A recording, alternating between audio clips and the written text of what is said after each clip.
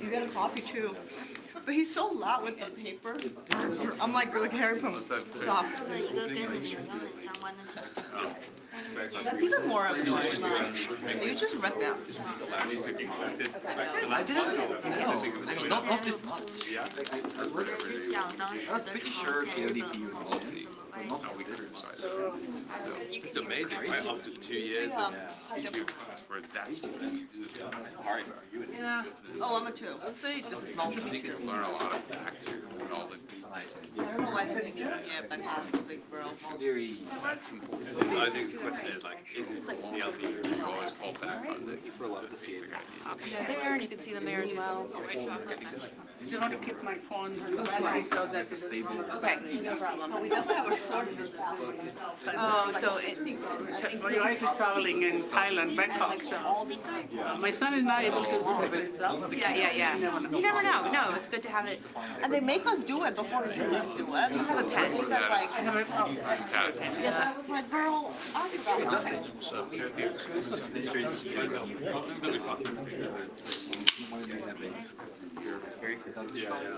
Or we could, I know. And then what if it was like, you have to spend at least 30 minutes playing this thing. I'm like, you know what? I'm just so real with you. I'm not have it ready. Then the ping pong thing was I was like, girl. even though this is Still haven't graded yours yet. Usually, I don't know, when I used to teach in the government sociology department, it's about, had the 7 minutes. The stuff is like, minutes about it. But when I went to American, my students complained. They wrote the professor is always late. Always about 7 minutes. Yeah, no, here I think previous years there was a bit of variance, but this year I've started to say 9 o'clock.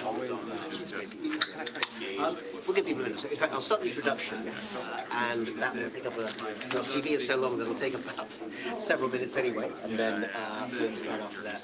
And then I'll give an indication if you're going sort of much into time, but half an hour, 35 minutes. ODP has called them. cheat sheets.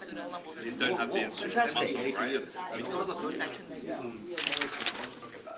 Okay, ladies and gents, could we call the room to order? It's a great pleasure to see so many of you here, some of whom I know and some of whom I don't, so looking forward to having a conversation between both categories of people. It's a great pleasure to welcome you to today's event.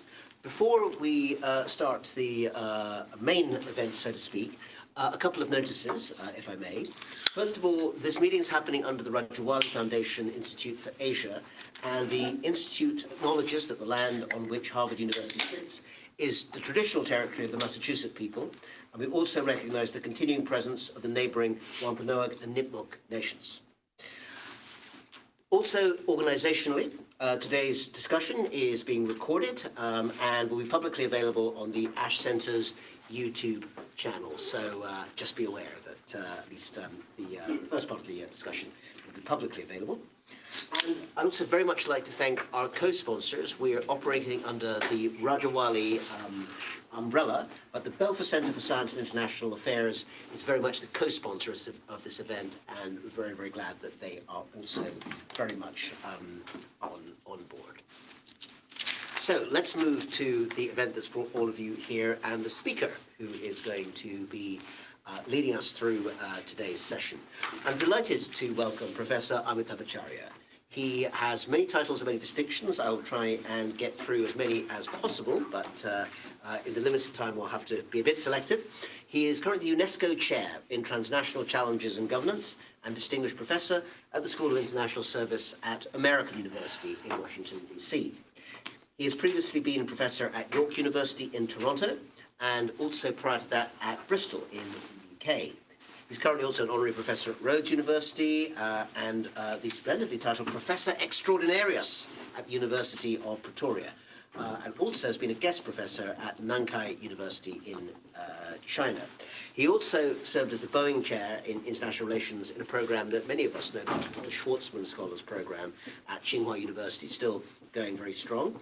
He's been a fellow of the Asia Center right here at Harvard, as well as at the Kennedy School, our very own JFK School, and also Christensen Fellow at Oxford, where I think you were just within the last few days speaking, in fact. And there are many, many books, but let's just take at least some of the most important. The Making of Southeast Asia from 2013, The End of American World Order. That was 2014. What took you so long, Amitav? Still happening. Constructing the Global Order from Cambridge, 2018. The Making of Global International Relations with Barry Buzan in Cambridge, 2019. And the one that brings us here today, of course, The Once and Future World Order, Why Global Civilization Will Survive the Decline of the West, which is out from Basic Books right now. And in fact, I think we have, Cherry, for those who feel so moved, discount leaflets, wherever they are. She's put them somewhere, I'm sure, available to those who would like to take them available. They will provide a discount for the book, although it is worth every penny, I assure you. I should also add he's published in all of the major international journals of IR, as well as written for public press in New York Times, FT, Washington Post, etc., and was the first non-Western scholar to be elected as president of the ISA, the International Studies Association. In other words, I think it's fair to say, if you didn't know already, that Professor Acharya is one of the most globally prominent and distinguished scholars of international relations, and is someone who combines very rigorous research with a really big, sweeping interest in ideas, and therefore has been of influence both in the real world of policymaking and also in the perhaps surreal world of academic investigation, moving between the two with great facility and smoothness. We're delighted that he's able to join us here today to talk about the once and future world order. Will you please welcome Amitav Acharya. Thank you very much, Professor Mitra, Professor Rana, and of course I'm very, very delighted and honored to see Steve Walt, because Steve may or may not know, when I was working, while I was kind of a research fellow at what is now, they've changed the name, Center for Business and Government, and also Asia Center, Steve gave me some very good advice about how to do the book that ended up being Whose Ideas Matter, one of my best, most well-known books about the origins of Asian regionalism. So really nice to be back. I haven't been to Harvard for about 16, 17 years. I've been to your former institution many more times. The book is actually available at the Harvard bookstore. I just saw it. So they have a few copies left in case you want to pick it up, but they're not giving any discount. You asked for what? I don't know why they're not giving a discount. I didn't ask them, but they don't want to make money. So usually we used to get 10% if you have a Harvard ID. So, okay. So here is first of all, these are the two versions of the book. The yellow one is the New York American edition. The white one with blue is the British edition, which also has a paperback. So the key argument of the book, I want to run you through to a few points, and I want to say a few words about why I wrote this book, because I often get this question, given that a lot of my work is as a either theorist or Southeast Asian scholar, so why suddenly this interest in global history? And also, this is the first book I have written, maybe the second book, but the first one was just a series of op-eds collected together.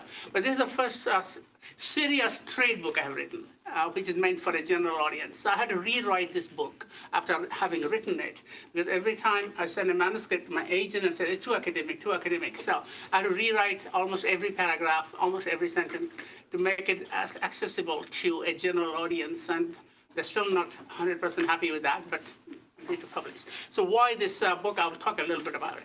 But the key argument is basically here that a world order, and I take a very broad definition. This is a very contested notion.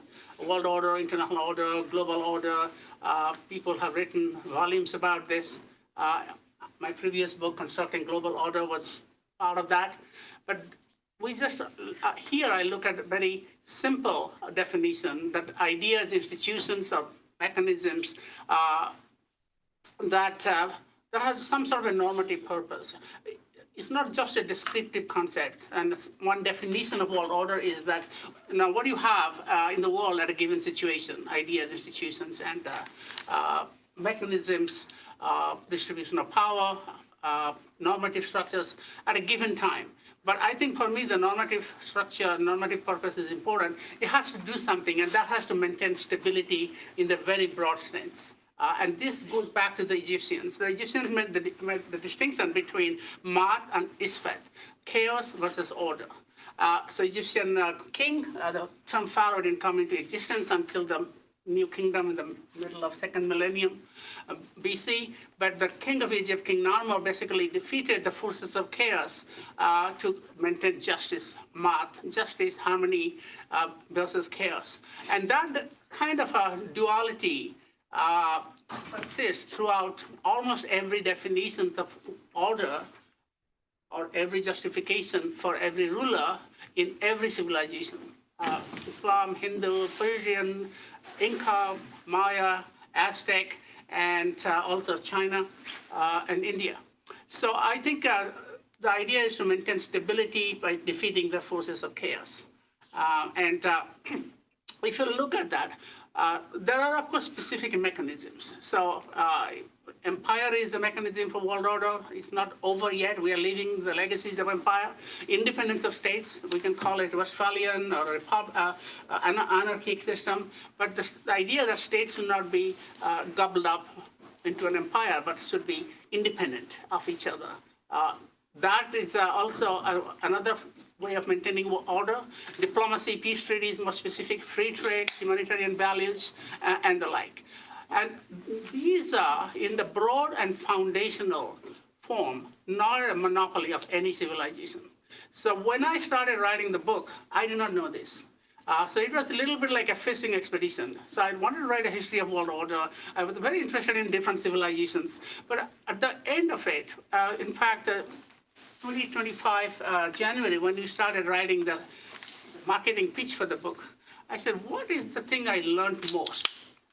And after I was actually in Taiwan at that time on sabbatical, just had a little bit of free time. After thinking about it, this is it.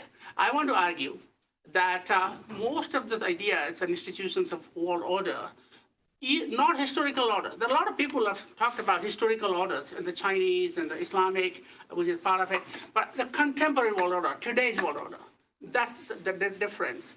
My book and others have written about historical world orders. So in the crude, formative, foundational, but sometimes even more developed forms, more developed in first century AD than what we have today, were created across multiple civilizations in different pages of history. And that's what came to me after I've written the book, not before. I didn't start with a premise to test the hypothesis. I didn't have a hypothesis. So I was basically looking around for what I can find after reading and writing. And when you write, you also read. When you read, then you write. So that's the argument I want to put forward. And it's controversial. It's been attacked. It has been praised. But that's the main idea. And the West basically borrowed many of these ideas. We know a lot about Western borrowing of science and gunpowder compass from China, and in navigation from Islam, and Zero from India. But I also think philosophical ideas, political ideas. And there are also two ways of sharing. When I say it's not a monopoly, but a shared creation. One sharing is that, same ideas, or similar ideas, develop independently across multiple civilizations. Indians, nationalists may hate me for saying this, but Zero is technically not an Indian invention only. Peruvians also had something very similar to Zero. So similarly, when you had the system of independent states, it didn't come out only from Greeks. It also came out from the Sumerians, pretty similar. Mayans, the Indian republics before the Mauryan Empire. So many of these ideas came out independently, and anthropologists are finding striking examples of this independent innovation. Not everything is diffusion, but diffusion is also important. Civilizations learn from each other. So, and a lot of the book gives you examples of diffusion of some idea, like nationalism, for example, from Europe to the rest of the world. Or you can say in religion is also very, very important because religion is a very important vehicle for political ideas. So Buddhism actually had the earliest ideas of contractual, the origins of the state. And that actually diffused. You'll find that Greek philosophy diffused. Greeks borrowed ideas from and science from Egypt and other places, including Persia. Then you had many other examples of diffusion. I would say that the idea of nation state diffused from Europe. So diffusion is not unimportant, but it's not everything. Because if you think, it's kind of very fashionable these days to talk about connectivity and connected history. Connected history is good, but so is autonomous history. Because if you only think about connection, then you deny agency to multiple other civilizations. You forget about them. You only give, basically, you glorify the Greeks and some of the more, the Western civilization, where connected diffusion is much more evident. Okay, so forget about the rest of it. I will come back to it later. These are some of the examples, only a few of these examples. Independent state system, these are independently created. I mean, in fact, the Sumerians created the first independent state system, what political scientists might call anarchy, but so did the Indians. And that was before the Mauryan Empire, so before empire. So there is no evidence we know of actually diffusion.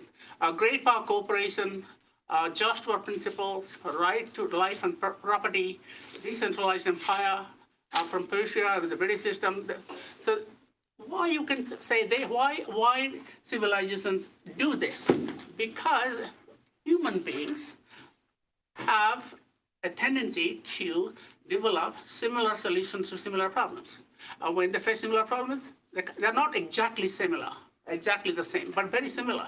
The problem of anarchy, problems of violence, problem of injustice. So you'll find striking similarities among civilizations, which is why I think that we often exaggerate the differences and we understate the similarities of just being human. Diffusion, of course, you have very good examples, Chinese civil service, diffusing to Europe and US. You should actually take a look at that section. It's partly hilarious. I don't have time to go into it, but it is very strikingly true. Long distance trade, rational mode of thinking, Greeks to Islamic world back to Europe, and of course the interstate cooperation. I think I'm pretty convinced that Iroquois Confederacy had at least a normative influence on the American founders, even though it's been recognized by the US Congress, but many historians in the US refuse to acknowledge, despite very specific proof from people like Benjamin Franklin, that they were aware of it and they at least want to emulate this. Okay, so I went to one of the examples, great power cooperation. Very briefly, I invite you to read the book.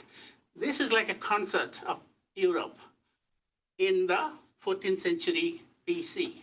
And the concert of Europe kept peace for 50 years until the Crimean War, and then collapsed with the First World War. This kept peace for at least 200 years. And there's a great book by Raymond Westbrook and Raymond Cohen describing this, but I have described, and this is all documented, by the way. You can find those Amana letters. Some of them are actually in the Metz Museum in New York. Look at the first peace treaty, which came out after 200 years after Amana. This is even more striking between the two superpowers of the ancient Near East, Egypt and Hittites and Egyptians. They fought a war, 1275, to a draw, in 1259, neither side owned. They said basically, well, each side claimed victory, but neither side. Ramses II and the Hittite king. And they signed a treaty which basically has principles of non-aggression, non-intervention, extradition, and alliances, very specifically, and not, again, you can say the early version, the language is different, but the principles are the same. Party shall not trespass against the land of Egypt. Egypt do likewise. And much as the UN Charter talks about, alliance, Steve Walt is here, very interested in this, not that he doesn't know about this, that basically Egypt and Hittite commit each other, commit to help each other if there is a third-party aggression. What about non-interference. I don't show it here, but there is also a provision in this, Treaty of Kadesh, 1259, that if like a dissident or extremist from the land of Egypt, after causing violence, went over to Hatti, what will Hatti do?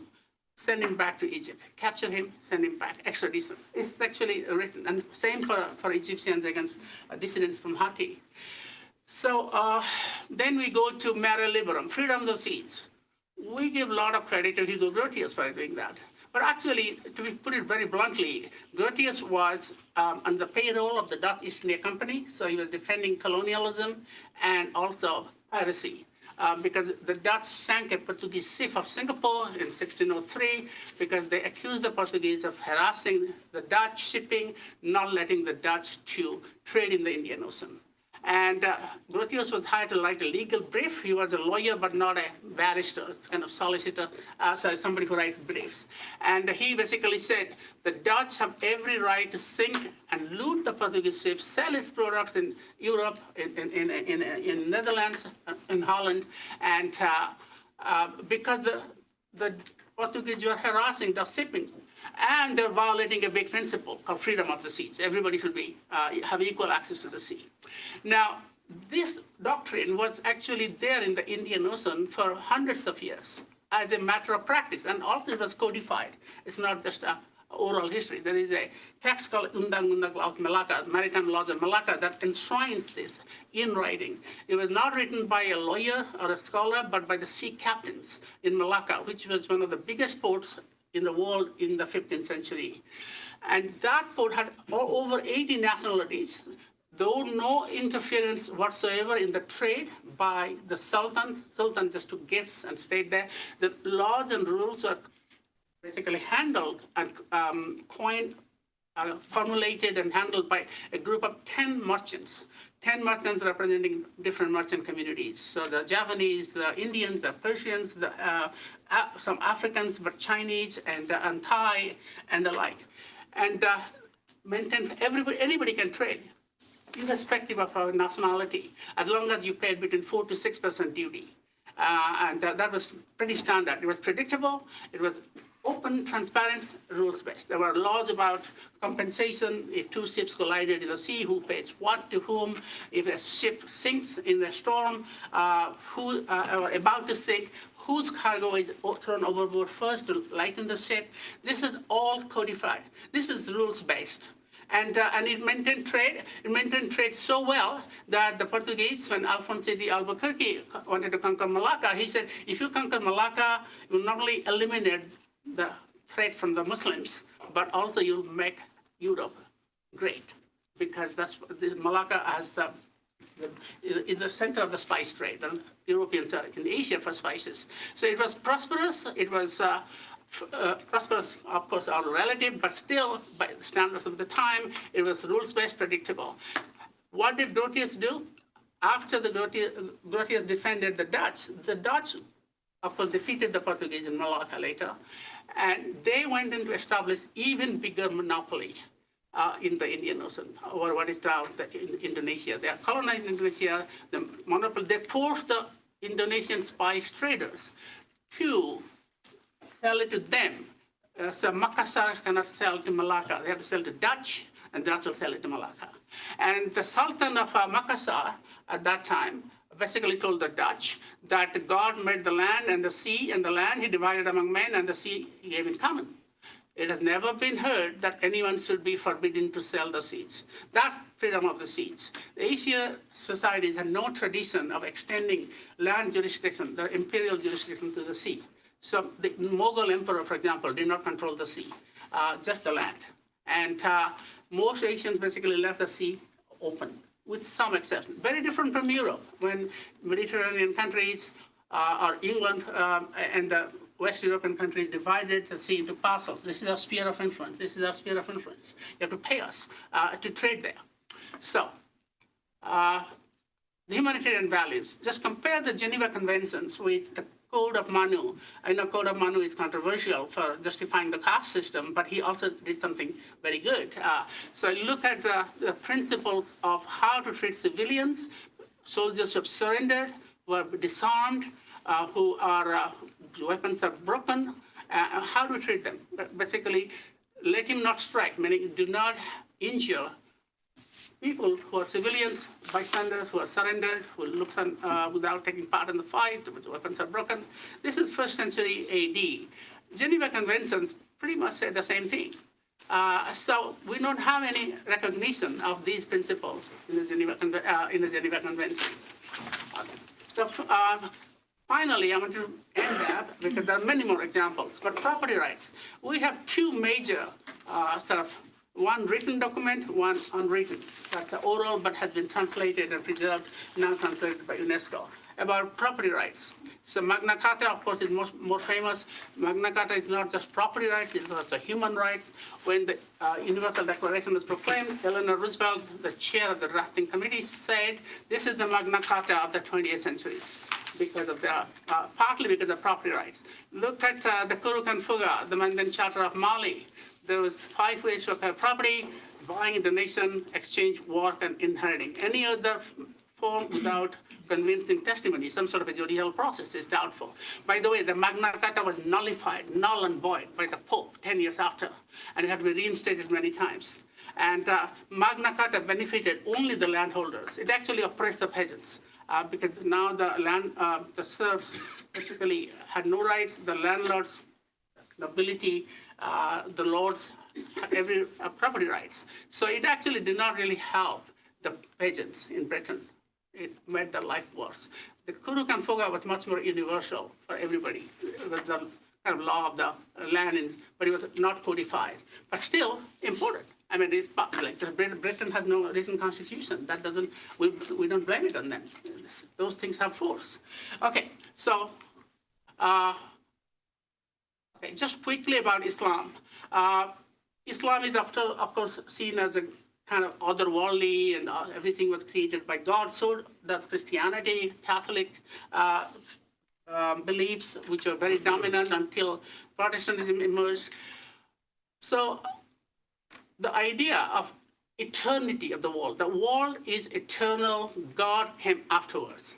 So the universe predates God. Not everything is divine creation. As Genesis will tell you, that God created the universe out of nothing in single act of creation.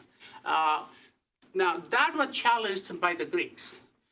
Although there was an Indian tradition thinking about that God came after, not before, the universe. But the Greeks actually developed it much more fundamentally and comprehensively. But the Aristotelian knowledge had more or less died out after the Romans conquered Greece. And most of these works of Greek philosophy, Greek science, Greek knowledge have been translated into Arabic by the Caliphate of Baghdad, from which it passed to the Caliphate of Cordoba, the Umayyad Caliphate.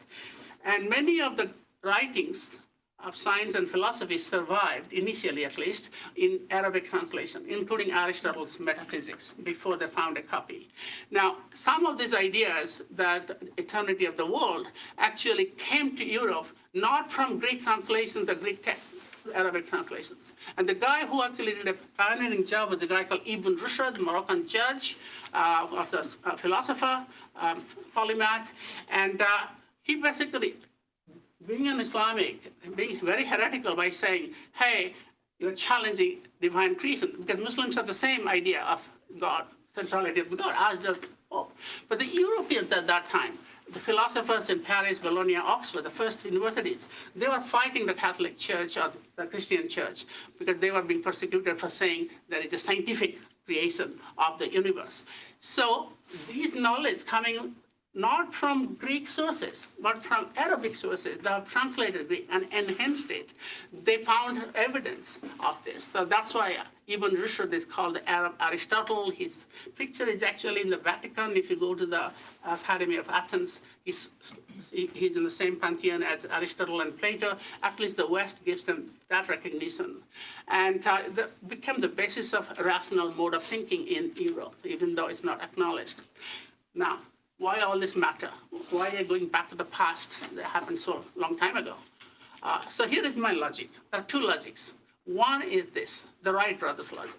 You know, as Robert Dahl once said, Robert Dahl, you know, the theories of democracy, one of the biggest theories of democracy ever, to deny that Athens was a democracy would be rather saying that the Wright brothers, what the Wright brothers invented was not an airplane because their early machine so little resembled ours today. So just look at the Wright Flyer and the Singapore Airlines, a great way to fly.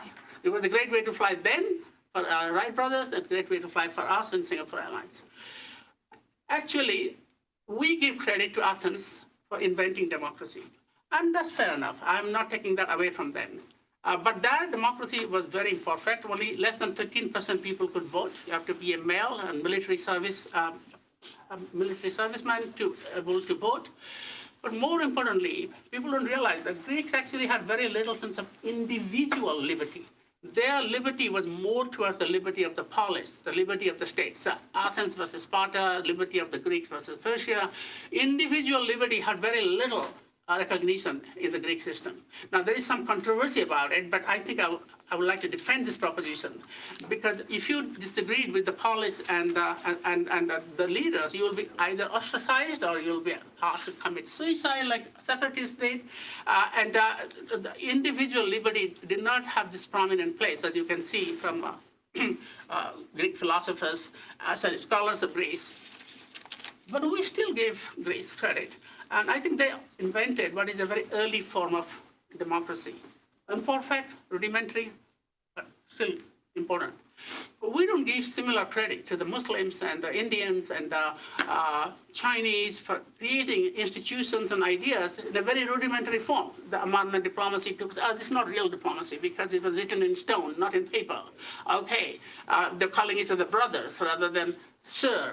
I mean, the thing is, there is a real big hypocrisy here that we give credit to Greece and Rome for whatever they've invented in whatever early form, but we don't do the same thing for other civilizations. But they have actually done exactly similar thing, and I would dare say that the humanitarian principles of India were advanced, more advanced than the Geneva Conventions. Why? Not because India is a peaceful country. There's no peaceful country in the world.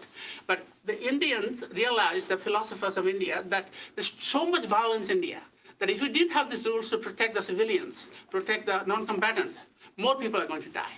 So this was kind of to defend the people from warfare, which is rampant. So those are very advanced. They had 6 seconds poisonous weapons, chemical weapons, today's equivalent biological weapons. I mean, to compare that roughly.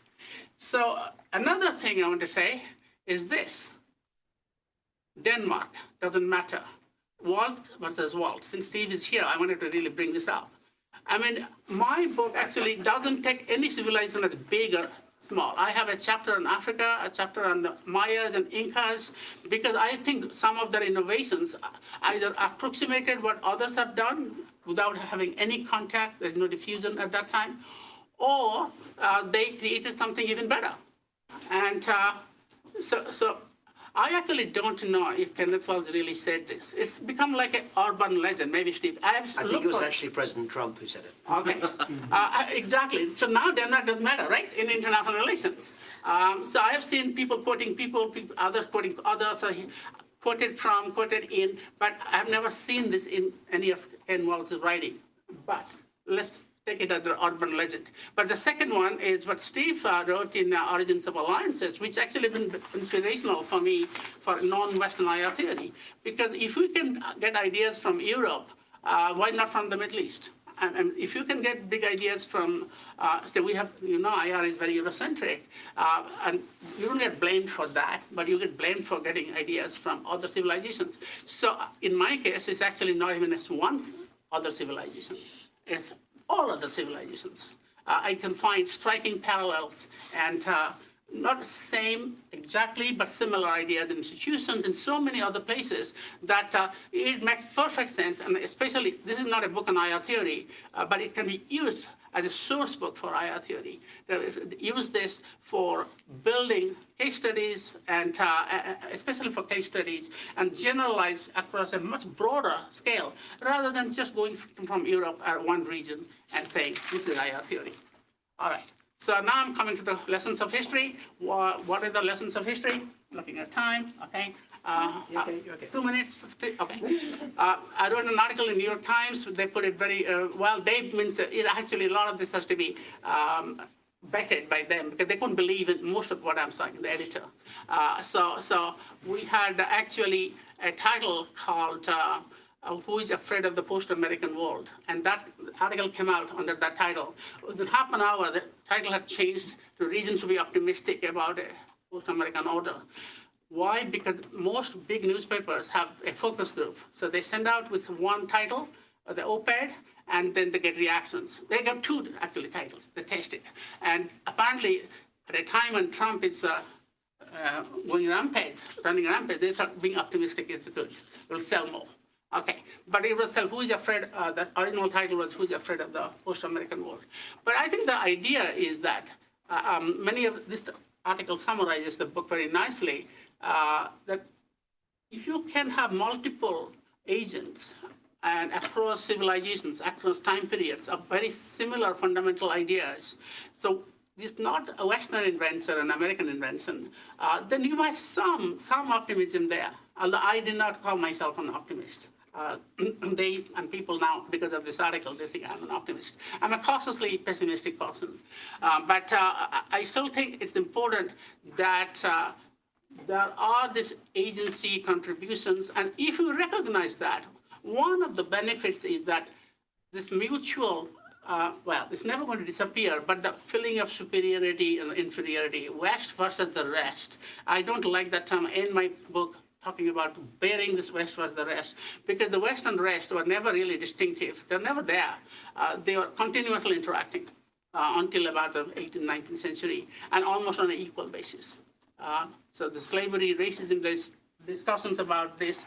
What is the distinctive contribution of Europe to the rise of the West? It's not racism, it's not slavery, not imperialism. Every civilization had imperialism, or colonization, had slavery, maybe not scientific racism. That's a very Western creation, but some sort of a discrimination, caste system in India and color discrimination was there. The whole idea of holistic racism and imperialism, what I call the magic potion, blending all these three, racism, imperialism, slavery, plus capitalism, to spread it on a global scale, is a very distinctive European contribution, and which the United States not only bought, but enhanced it. So the chapter on the United States will tell you that when you talk about the American world order was not really as different from the European world order. The United States thinks of itself as a city up on a hill. That's the title of my chapter. But actually, a lot of the ideas, the civilizing mission, George Washington had a civilizing mission in Native Indians. They basically exalted the Greek and Roman civilization. Those are the best-selling books, and like Edward Gibbon's Rise and Fall of the Roman Empire. And Monroe Doctrine kind of expansion, manifest destiny, and outright imperialism within North America, but outside also, like Hawaii, Puerto Rico, Philippines, and briefly Cuba. So it's not that different. But after World War II, maybe after World War I, things did change. But there is this foundation in the United States of that kind of thinking of world order. That world order is basically the liberal order is American creation, and no acknowledgement of the fact that even at the, in the UN San Francisco conference that drafted the UN Charter, there were 30 countries that were today's global South. The majority were global South. They actually contributed a lot. They don't get credit. If you read, if you want to do a PhD program, these are all available online, by the way. You can do a wonderful keyword search and see that while they were not leading committees that drafted individual articles, with one exception, I think in India and Egypt had chairship of the Economic and Social Council for India, and I forget for the Egypt, but or maybe another country. There were two countries that had chairpersonships, the chair committees that finalize the drafts. But the rest of them are all people from the West. But the majority of the members, representatives, are actually from Global South. So they actually contributed a lot to the debate in creating these ideas of norms. Same for UDHR.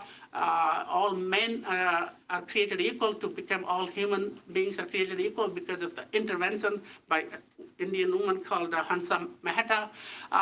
They were participating and debating.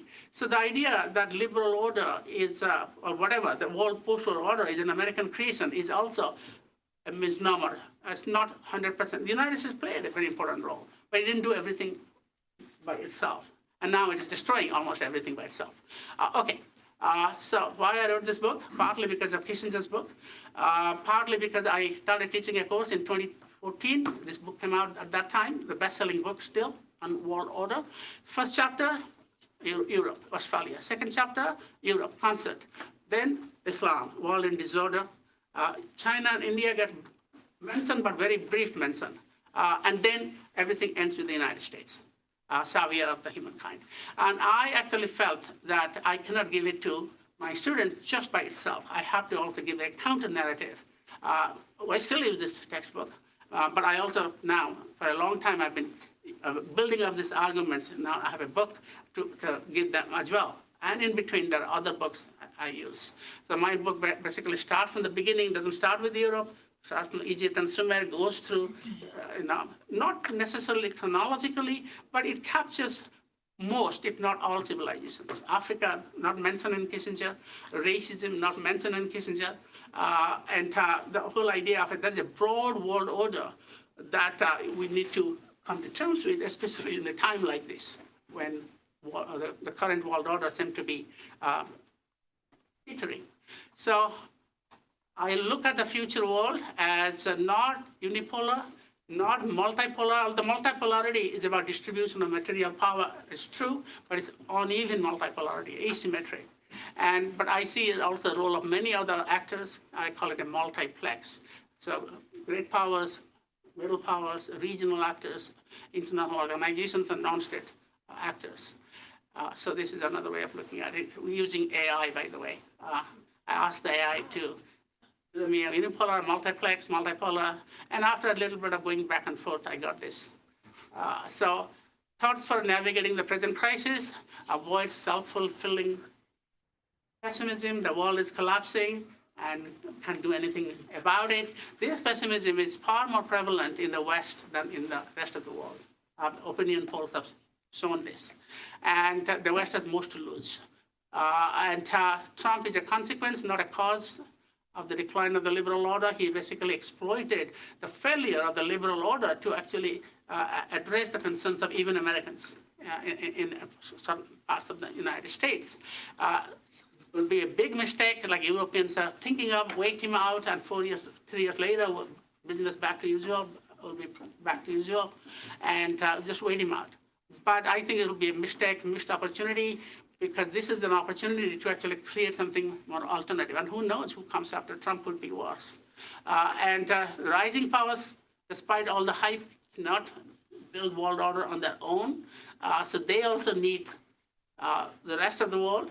And one of the things I'm talking about is the world minus one, is that when the United States is abstaining itself, not completely, but presenting in a very mischievous way or withdrawing from organizations, that is opportunity to build cross-regional linkages, and exactly what is happening. So it's not an accident, and certainly consistent with this logic, that India signed its agreement with Britain, with the European Union, Canada went to China, and India is negotiating, they have almost a deal with Australia, New Zealand, and also you can see the European Union is also had a big agreement with Mercosur just a few weeks ago. And I'm not saying this will compensate for a globally inclusive multilateralism, but the United States is away. That doesn't mean to give it up. Completely give up on the world order and become pessimistic.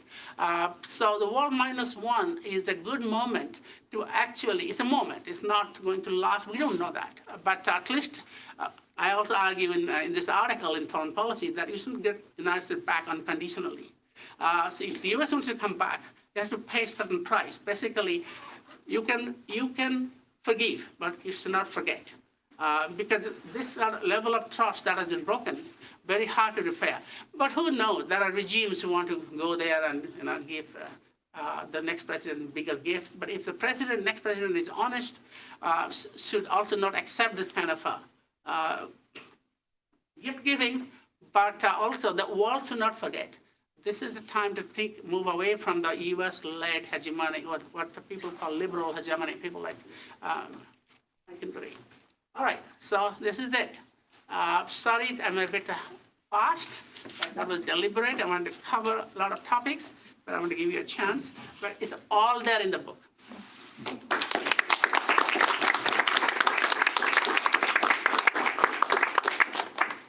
So, Amitav, you were fast, but also very content-driven because there was a tremendous amount there. And thank you again for many of the PowerPoints, and indeed, of course, the book, which people can turn to get much more detail on all of these different thoughts that you're putting forward. I'm sure there are a lot of people here who will have questions and thoughts they want to put to you about this question of how the world order may be changing. But let me start, if I may, by throwing the first question at you.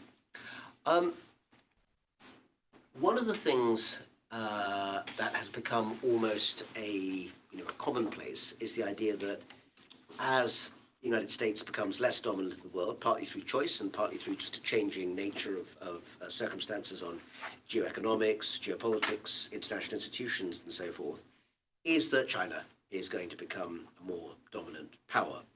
And this has quite often been looked at in a way that I think is misleading, I think you do too, as if this is zero-sum, as if these two things are an alternative to one or the other.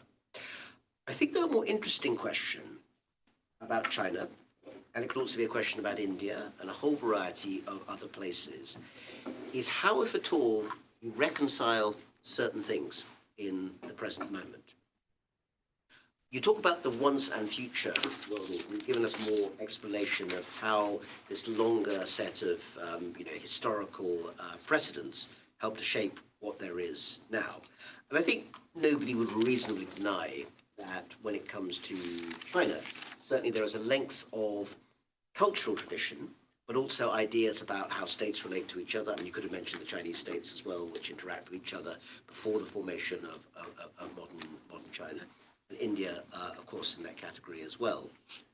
But at the same time, also, these are the countries that in the present moment, really starting from, I guess, the mid to late 19th century, have become hyper-protective of ideas of national and territorial sovereignty, precisely because of one of the other factors you mentioned, which is, unhappy experiences at the hands of empire.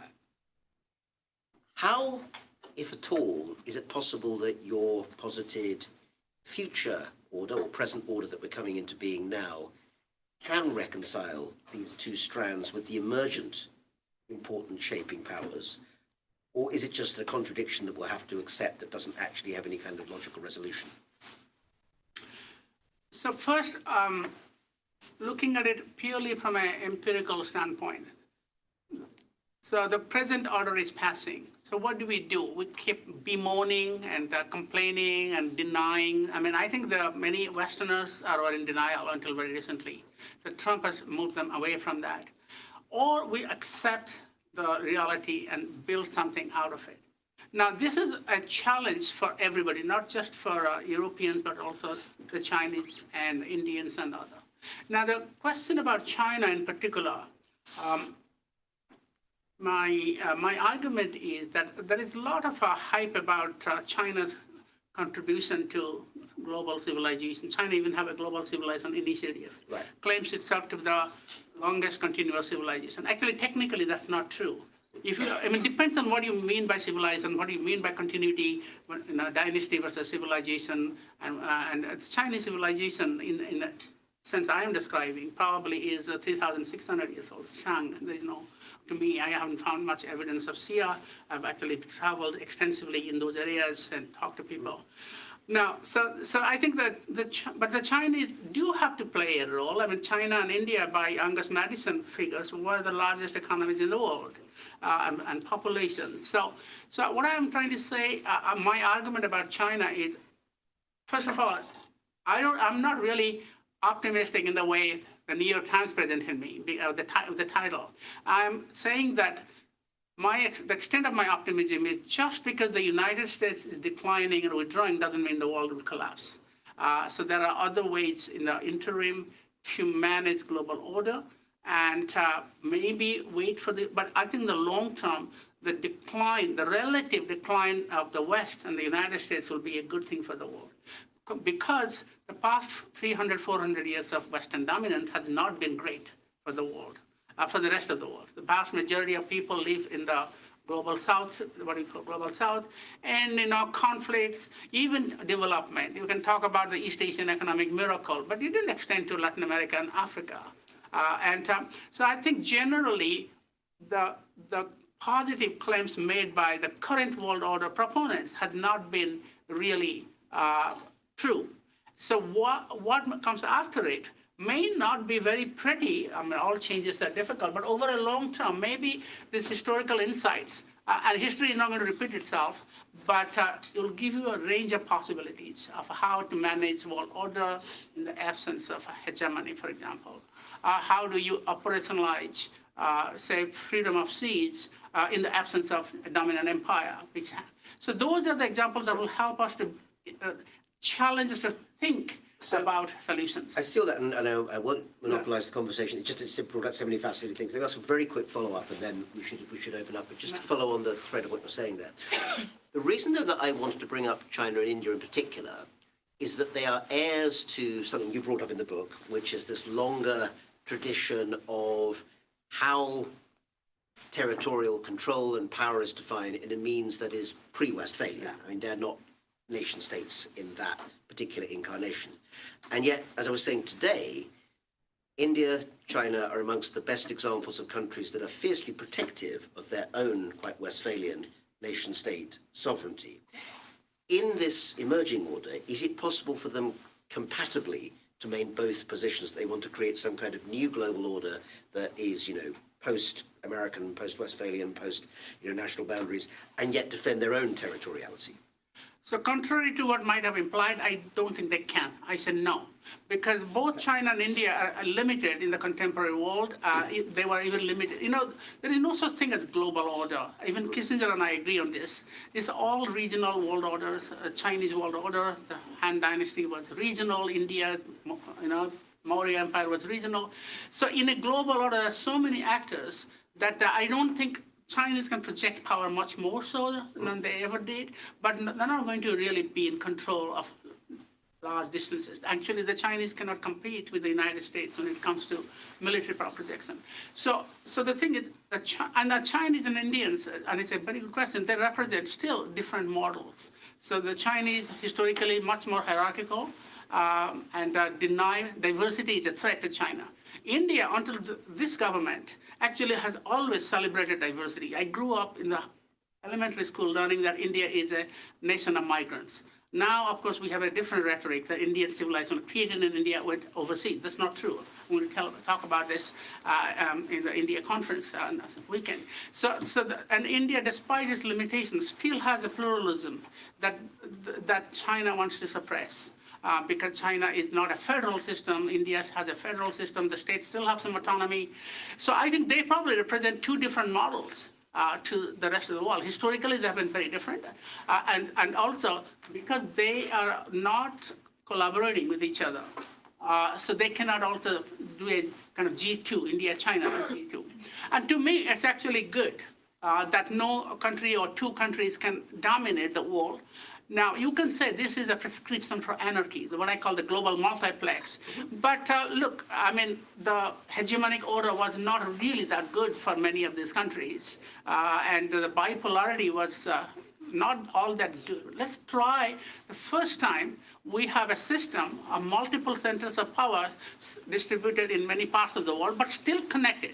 still connected. And this is the world we have never really lived in. So this is not history repeating itself. It's actually thinking of history to create an imagery for the future that is different from the last 200 years.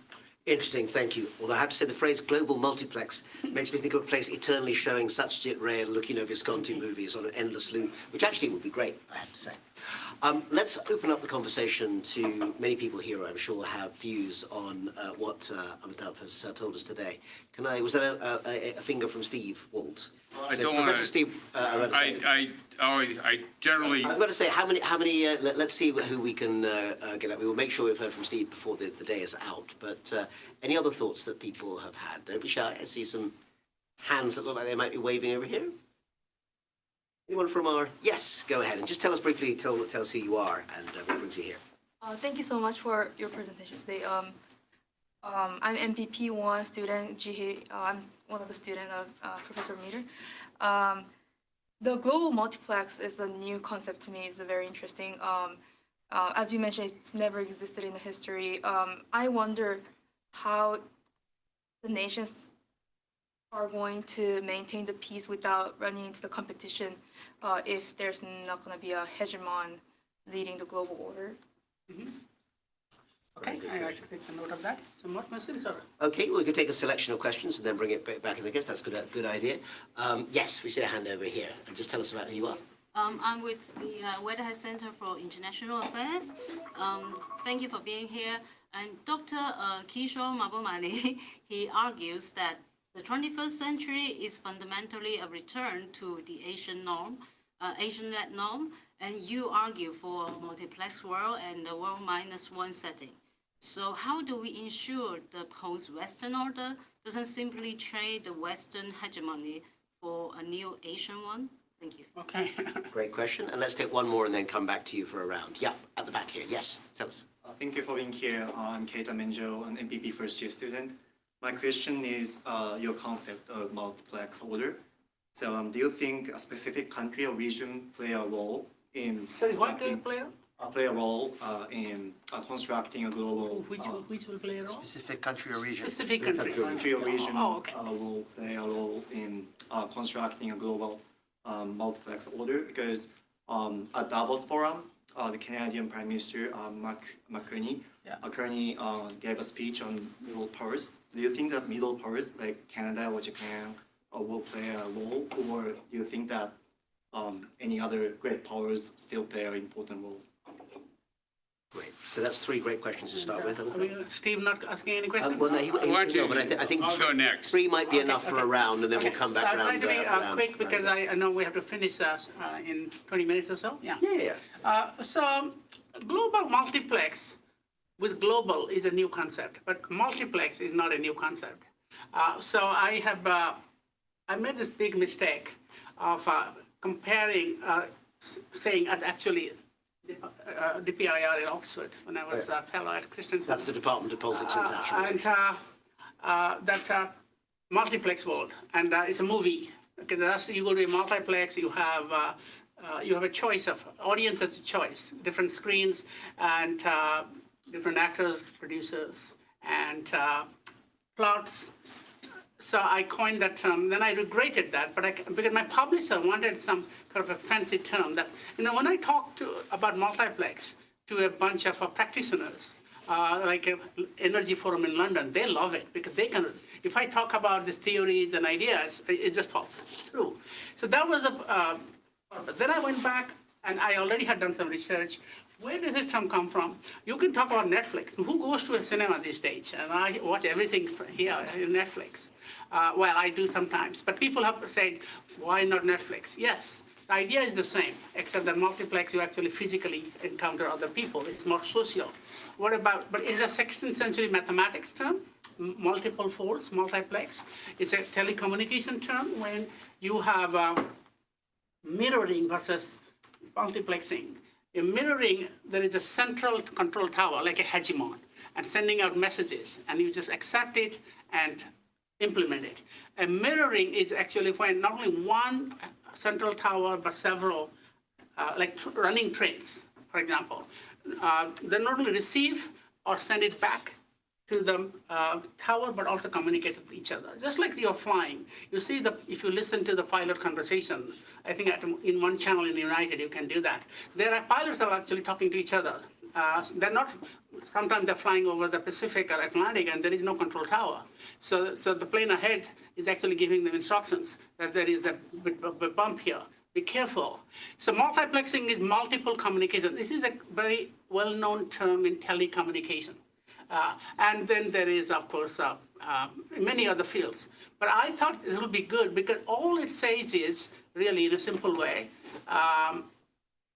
multiple pluralistic, multiple agency, pluralistic, decentered structure of global ordering, as opposed to liberal hegemony, or as opposed to 5, 6 great powers calling the shots. So that's as simple as that. There's no theory of multiplexity, although next month International Affairs is bringing out a special issue all about theory of multiplexity. Finally, and the others are writing about it. I'm writing a conclusion to it. But you can build a theory out of it, but I haven't done it systematically. In that sense, keep that in mind. I mean, the global multiplex is just, and by the way, this is a book of history. 90% of the book is history. The 20th century and the 21st century is only one chapter, less than 10%. I just wanted to stay in the history, but my publisher urged me, said that to make it more sellable, controversial, you bring it up to date. Why not? Okay. But I'm kind of slightly regretting it. Now, Western hegemony lead to Asian hegemony. I'm not Kishore Mahbubani. I respect him, and he wrote a very nice blurb, for which I have been attacked for having Kishore writing a blurb is also a sin these days, apparently. Wall Street Journal basically reviews. Oh, he got endorsement from Kishore Mahbubani. Can't be good. Hey, at least you got a review in the Wall Street Journal. Actually, sold my book more. So they won't publish a rejoinder from me. They basically rejected the rejoinder on the pretext that editor went on paternity leave. I mean, that's another story. You know? Yeah, but anyway, it's on my blog. You can find it. But anyway, the thing is, Kishore is an Asia-centric view of the world, and it's fair enough. I mean, he's been talking about this for a long time. I am not a fan of Asia centrality. I have actually written Asia is not one. I've written a lot of things counter to the hype of Asia, rise of Asia. So I actually, I'm a Southeast Asianist in my comparative regional emphasis, but I also study comparative regionalism, global IR. So I actually think Asia, of course, is important. I mean, because of the population, economy, but I don't think it can dominate the rest of the world just because China and India are rising. There's always going to be countervailing pressures from Europe, from the United States, but Asia also. One thing I do agree with Kishore very much, that Asians don't push things to the extreme. Like he calls it, they're pragmatic, but they actually know when to stop, not push some leaders. But I think generally the mainstream Asians want to they want moderation. They don't want to assert Asian hegemony over the rest of the world. And that includes the Chinese, that includes the Indians, and that includes Southeast Asians for sure, because the tradition in Asia actually has been more openness compared to Europe. There's a different article my student and I have written, Manjit Pardesi. We said that Asia and Eurasia is the most open region historically of the world. And that actually helps. But normatively, or as a kind of policy advocate, I would not say Asian century will replace the Western dominance. It's not that simple. The one goes and another comes. It's always going to be some sort of a mix and hybridity. And in terms of forums, like Bawa Forum talk about, I'm very bad at remembering questions after two. Yeah, no, that's fair enough. Just once again, the key word for your question. So I just want to hear your view on the Canadian Prime Minister's speech, which was about the Mark Carney speech. Yeah. Well, I wrote an op-ed about this, and I just said, what took you so long? I mean, basically, this is the death of the world liberal order. He said, well, we knew this, but we went along with it. The Canadians have been vocal champions of that order. So it's just because of Trump, they cannot just, I'm a Canadian, by the way, and I've seen this. I'm both American and Canadian and also Indian in that sense. I have lived You're in a Canada. global multiplex in one person. Exactly. British also could have stayed there. So it's 12 years of, I spent 12 years in Canada and I know the policy making. They're extremely Atlanticists. They're extremely Americanist.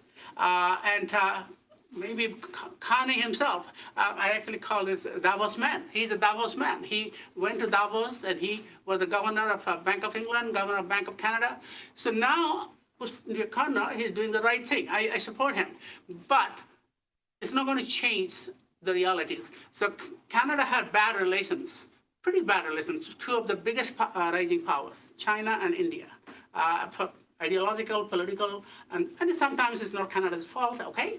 But to repair the damage, it's not going to be easy, and China, of course, wants it. But I think the best thing all of these countries can do, including the European Union, do these deals. Trump is doing the deals, but European Union's multilateral deal with Mercosur, with India, they should do one with China. These will help. And as long as they're consistent with the global multilateral principles, and to my best of my knowledge, they are at the moment. So this is a moment to build it. And European Union is already the world champions when it comes to interregionalism. They've been doing this for quite some time, but they have been very snooty about rules and conditionalities. But now they're willing to, what did the European Union Commissioner said? Ursula, as she said, the mother of all deals.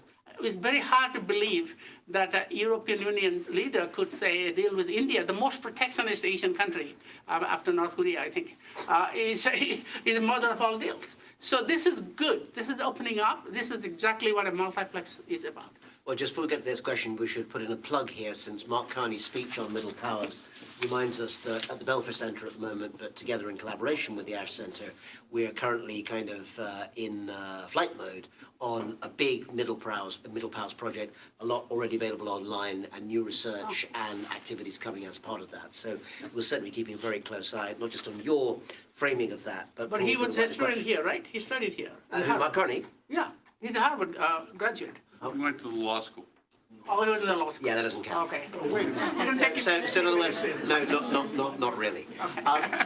I couldn't let it go without a comment from Steve. Steve, could we bring you in? Professor Steve. I should start by saying I never heard Ken Walt say that about Denmark. Okay, so it's an urban legend. Okay. So let me make a couple of comments, and then I want to end with a definite question to you. The first comment is I actually don't think there was ever a global hegemon. The United States tried in its own sort of half-hearted way to be a liberal hegemon, and that failed rather quickly, ended the unipolar era. So we're not moving from a period where there was a hegemon to whatever we're moving into now. Second, you're sort of optimistic about the multiplex world we're moving into. My view is just because things are bad doesn't mean they can't get worse, right? And there are many reasons to worry. Right, you think about freedom of the seas, right? A world of, say, 5 equal naval powers doesn't, to me, guarantee freedom of the seas. It guarantees, for me, naval competition in a variety of ways. You said at one point such a world would have, on your slide ahead, fewer double standards and more fairness. I think I agree on the double standards, but fairness is a very ambiguous term. Right? Why would necessarily, fairness can be defined in a number of ways. You, I think, have a glass half full view of that. I'm not quite sure about that. Last comment and then my question. I lived through the Paul Kennedy rise and fall of great powers era. And how confident are you that the era of American dominance is really over? Still has enormous advantages, especially geography. All of these multiplex powers in various places are going to be eyeing each other rather warily. India and China are not going to be friends, given where they live, et cetera. So the United States has long exploited the collective action problem. It's very difficult to get all these countries together, aligned against the United States. It takes a diplomatic incompetence of the kind we're seeing from the Trump administration to get it to happen, and slightly smarter policies start to diffuse that as well. So, could we wake up in 2040 and go, oh, look, demography, financial malfeasance, a variety of things have really slowed China down, et cetera. And God forbid, the United States is back once again, et cetera. How confident are you of that? 60% confidence. Okay. My big question is the following. I agree completely. Power and norms are always evolving. The big question we're all most curious about, though, is which norms are likely to emerge in the future? Which ones that we've become accustomed to are likely to gradually fade, be replaced, disappeared? None of us know the answer to that question, but I'd be curious as to what your bet is. What does the normative environment of 2040 look like, and how is it different than the world of today? Great That's question. the only question I really need. So thanks for answering the Kenneth Wall's question. So it's an urban legend, but everybody cites it. They cite each other, and you can just do a Google search. If anybody, maybe we should have a prize for who comes up with the original code, the source. And I agree that things can get worse, but it can also get better. Yesterday, I listened to Peter Kartenstein. He has got a new book. And he gave this example of the Cuban Missile Crisis. I mean, during the Cuban Missile Crisis, he thought, that's one of his case studies. Not case studies, but examples. The world is going to collapse, but something really, nobody had predicted what will happen the next day. So the thing is, this is the unknown unknown, to Donald Rumsfeld's term. We actually don't know exactly what will happen. But I do see, short of two things. One is global nuclear war, which is possible. Second is a total climate collapse, which is also possible. I think the world will muddle through, manage. Those are the two things to watch out for, and they are very important possibilities. You can have war. I mean, look, the war in Ukraine. When the war in Ukraine began, I actually said this is Europe's worst moment. Europe became the world's most dangerous place. But they've been having a good time until World War II. I wrote it in, again, affiliate of Wall Street Journal, one of their Barron's magazine or something. Because it's a war for Europe. It is not. It does affect the rest of the world, but it's not really something that one should be. It's not existential, and some regions are doing better than others, and that will be always this regional variation. And I said there is no such thing as global hegemony. I mean, Mearsheimer said that. I agree. You agree with that? I think global hegemony has been extremely rare. British Empire did not control continental Europe because of balance of power. The United States actually, I mean, it had influence, but India was not part of the liberal order. China was not part of the liberal order. So depending on how you define, the world order has always been based on regional foundations. Now, your big question is how confident I was. Now, this is the question that you get to ask if you do consult the U.S. government, how confident you are. Foreign Affairs once asked me, what level of confidence you have that world will not collapse. And so I would Is it say— the current U.S. government that's asking No, you this this was question? 2 years ago. There's actually a special section that they asked a few of us this question. I think 60%. I actually have no doubt, and I've said that very clearly, the United States remains the biggest power in the world comprehensively. So you look at military, economic, and to some extent cultural, although that's changing, and diplomatic influence. But power is also depends on issue areas. So when you talk about disaggregate power, for example, economic power, one element is GDP. Another element is providing infrastructure development through the Belt and Road. And GDP also measured in different ways. Let's say the United States have the highest GDP for quite some time. And in fact, the US has done better than predicted, 24% to 26% in the last 10 years, at the expense mostly of Europe. But when you talk about areas of specific areas of economic power, I think when it comes to providing building influence through infrastructure aid or Japan also, the US has slipped. Development aid, US has slipped. Similarly, if you look at military power, you might say that the US by far is the dominant military power. There's no thing in the horizon, no power in the horizon can challenge it. But how useful that power in China's neighborhood? So the thing is, this is something that studies, like people say, US-China conflict, there's a fairly good chance that China might prevail. So U.S. is globally superpower. It can intervene, kidnap leaders, and provide, intervene where places like there is no resistance. But Trump is basically intervening in places there is no resistance. So what is the practical meaning of that power when you cannot use it? And every time you want to change regime, disasters happen. So I also see that in the future world, the kind of world I'm envisaging, power and leadership will be different, and the influence, impact of power will depend on issue areas. Partly because the U.S. will not be interested, the U.S. will not have a competent government to manage affairs in the way other countries might. So power has to be in some ways diffuse. Even the U.S. remains overall, all indices of power, number one, for the foreseeable future. And which norms? I think we have to move away from the definition of norms here. One of the problems with constructivism is that they have always talked about moral norms. I mean, something that are good and nice. They have really neglected functional norms, norms that actually get you going, but they're not necessarily good stuff.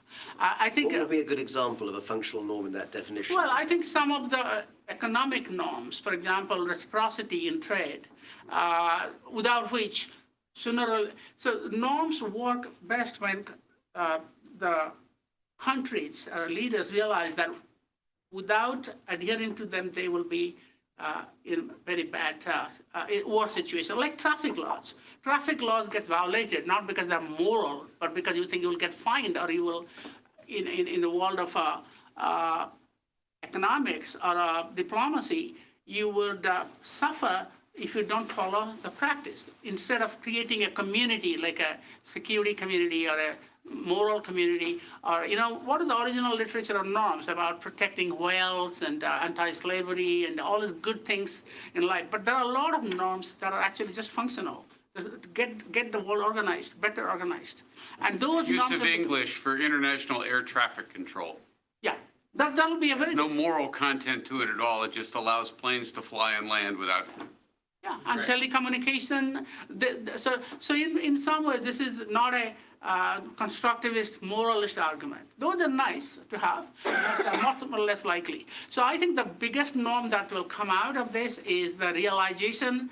I mean, there is a theory of consociational stability in domestic politics, and I have also developed this into IR. So the idea is that countries don't love each other, but they know if they didn't, if they went to extreme action, the system collapses. Now, this is probably not something Trump realizes, but I think most countries follow rules because they think if they don't do that, everybody will be worse off and the system will collapse. Avoiding system collapse is what it is about. I think that realization, to me, I have always taken that norm. Because Asian regionalism, as I've written about, is not moral. It's basically a way of organizing the region in a way that you don't get into major war. It's a norm in a negative way. Okay, thanks. Did you want to come back on that, Steve? No. Others should. Okay, yes, Anita, please go ahead. Yeah. I just wanted two things I would say. Just say a brief word about who you are as well. Yeah, I'm a MCMPA student. I'm Indian police. I'm an IPS officer from India, and I've been reading up on this, and I'm a great believer in the power that middle powers can bring to the global climate, right? I mean, as a force, what we can do. But I'm just asking a little bit of insight on, we were just reading on the Ukraine war and how it has completely changed the global dynamics. And it seems like this incidents like Ukraine are just making the whole Europe-US bloc stronger. And China and Russia, it seems that while China, they're still very ambivalent. So this whole theory about building alliances of the global south just seems very, very nascent. Very mixed. Nascent. Yeah. The global south generally, if I can answer that, to me is a very problematic concept. I end the book by saying we should get rid of the global south and we should get rid of the west. But we should get rid of the west first. The west came before the global south. Global south. Steve, I want to take a photo with you. Could you step back? Okay. No. I do have to go, but Okay, let me just say, I think you're not getting away without this, Steve. Quick, run over there. Go stand next to him. I'll take a picture. I didn't realize. Apologies. For a couple of seconds. Hi, Mark.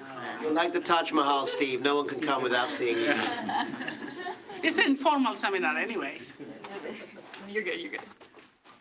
Look at me also. Amazing, thank you. And did I give you a copy of my book? not yet. Okay, it's in my bag. My apologies for Can you the. get that book? Oh, this one. I even signed it for you. I don't want to come back to it.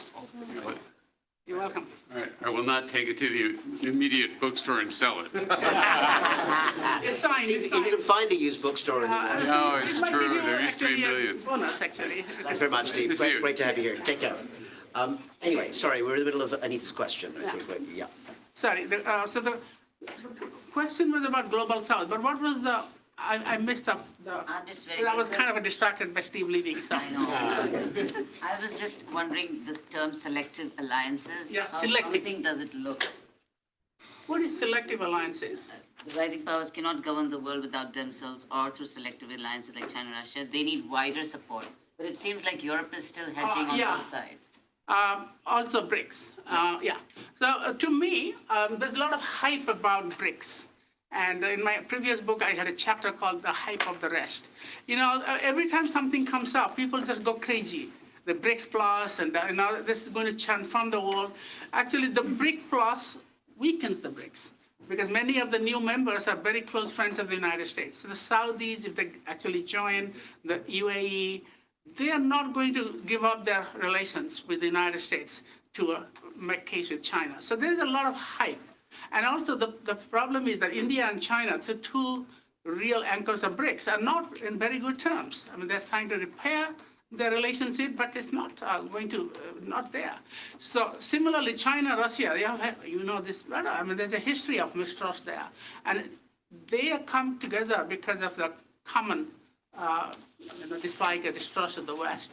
So I actually don't see this as a self-sustaining sort of a relationship, either bilateral or unilateral, that will compensate for a more comprehensive cross-cutting linkages among BRICS and regional powers. Indonesia has joined BRICS. That's a big thing, but Indonesia doesn't have much capacity to contribute to the BRICS. It's going to draw resources rather than contribute resources to BRICS. So I'm actually saying that let's not replace one hype of the liberal order with another hype of the selective bilateral alliances.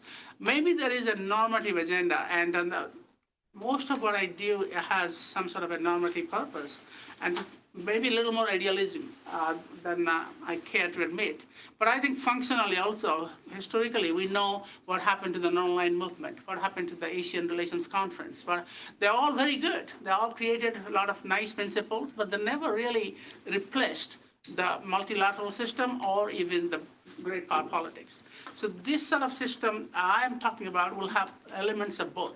I am not saying that the liberal order is going to disappear. I've never said that. But it will not be hegemonic. There's a term called liberal order, liberal hegemony. Hegemony means that's the only order that we should pay attention to.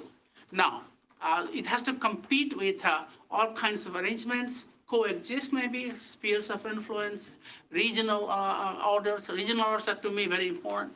And it will be, so that's a multiplex complexity with multiple formations. Maybe messy, but that's what it is about. Rather than very neat formulations like hegemony, multipolarity, bipolarity. A lot of people are writing now about bipolarity coming up, and I don't think that's going to work. You mean China, US? Yeah, China, I mean, Jennifer Lin, for example, Yan Shui-tong, written about. I mean, yes, these are the two biggest powers, but power is not the same as influence. So I think I want to caution about replacing the Western or liberal order with... Could you pause that sentence? When you say power is not the same as influence, Yeah. what's the substantial difference? Because a powerful country may not want to have influence, like would be isolationist, like maybe they don't want to. Secondly, power depends on where it is being exercised and which issue area is being exercised. So as I said, Chinese power, military power, is significant in the area of East China Sea, South China Sea, and Taiwan Straits, but it's really not very significant in Africa or the Indian Ocean, where you have a Indian Navy, for example, or Australian Navy. Similarly, influence. We actually have a term called, we means that few of our co-authors, interaction capacity rather than power. How much you interact with each other. We studied treaties from 1945 to 2017. This is with the Inter-American Development Bank quantitative study to prove the idea of multiplex. And the article is in International Affairs. You can download it. So we see that after World War I, World War II, the United States had the largest number of treaties in the world. Britain, sorry, the first 10 years, Britain. Then Britain gave way to United States. And the United States now slowly giving way to other countries, Germany, Japan. And treaty is a sign of interaction. It's not a sign of power. It's also how you interact with each other in all sorts of areas. So that is also not commensurate with power. Power is not the same as leadership. Well, you talk about Canada. Canada is not a new middle power. It's a very classic middle power.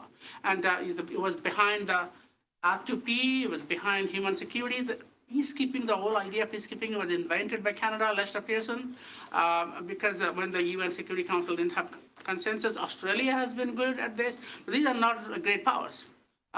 So power is not the same as leadership or influence.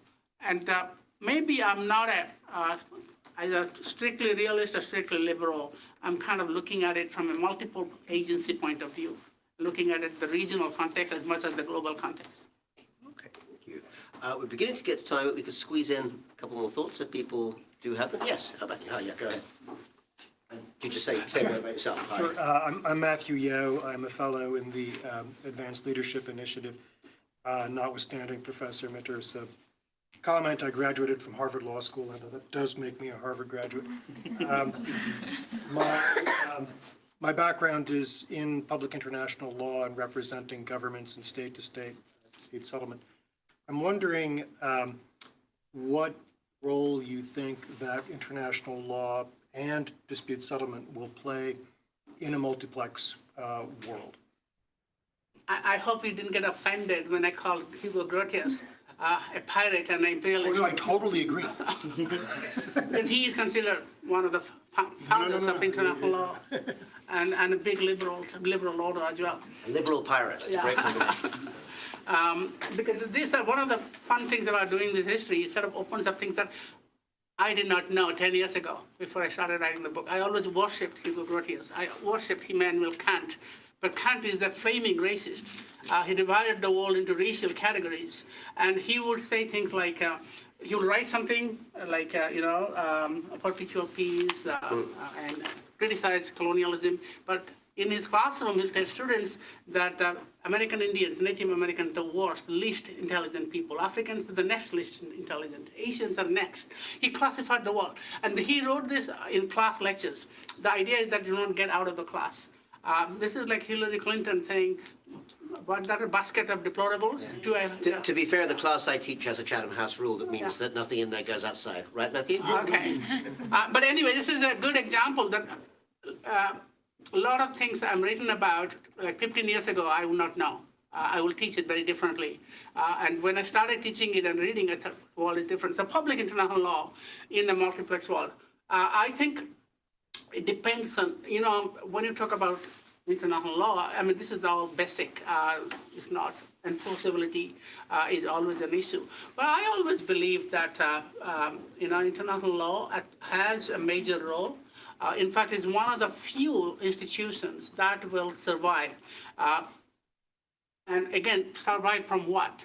That's why my big problem with liberals is when they appropriate all good things. That, international law is a liberal thing. Democracy is a liberal thing. So why? These are universal things. We have principles, the treaties, in very authoritarian monarchic systems. So we have the Amana system, we have the Indian code of Manu. Manu also had written some really bad things about women and caste, defending it. But there are some good things out there. So I was thinking that if you define public international law in a multiplex wise, not one point of origin, but multiple points of origin, and not one size fits all, but still has rules. So we always give credit to the Romans for trial system, but actually that's not true. You look at my chapter, there are so many exceptions in the Roman trial system.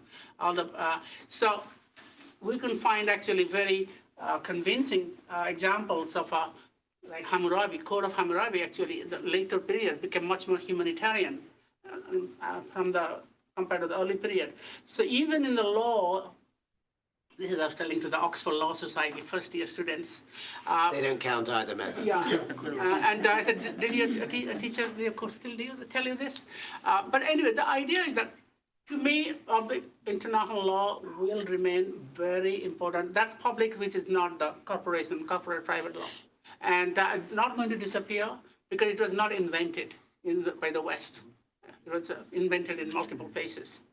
Thank you for a great question and a great answer. What I'm going to do now, if I may, is just in a minute bring the quotes formal, even though, as you said, it's an informal seminar with photo opportunities, the kind of organized part of the seminar to an end in just a couple of minutes. But I think Professor Acharya has kindly said that he's happy to sit here and people can come and have a bit of a chat if you've got follow-ups that you'd like to have. I know some people need to get off to other things. And we've already travelled through space and time with you, Amitav, through a whole variety of areas, from the Code of Hammurabi to what the world might look like in the 2040s. I think we couldn't really ask for more value than that in a 90-minute seminar. Also, you've demonstrated again one of the reasons why so many people, from administrations to newspapers to indeed the Oxford Law Society, from the sound of it, are so keen to draw on your knowledge. We're very glad that you've given us the time and space to be able to talk to you today. We've taken a tremendous amount from it. And of course, remind everyone just once again that we have discount vouchers out for your new book, The Once and Future World Order. But could we give our thanks to our speaker, Professor Amitav?